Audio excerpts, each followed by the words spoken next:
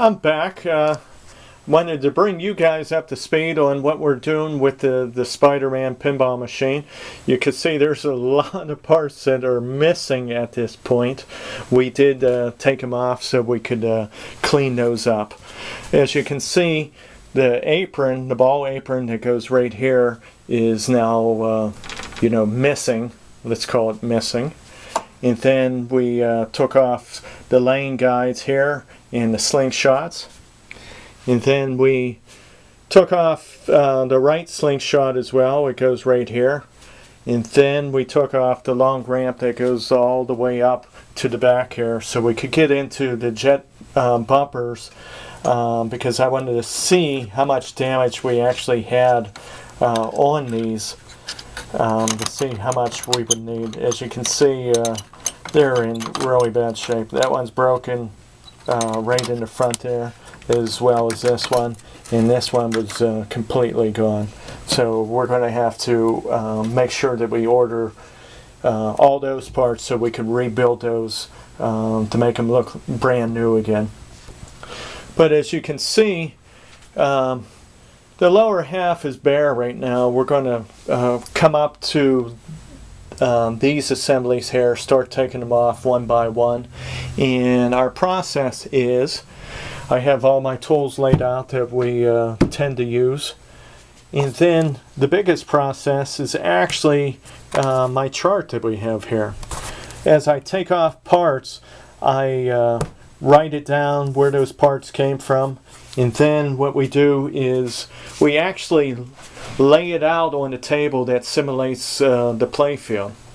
Normally I don't do it this way. I take off a part or a section and clean it and then set it aside and put the fasteners in a Ziploc bag with a number, and then bring it back and correlate it with the board.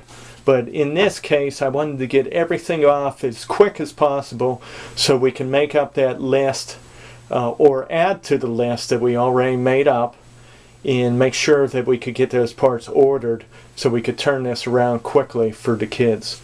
Back to what that number one meant. It meant that this little cup that we have here has all the parts in that area that was on the diagram.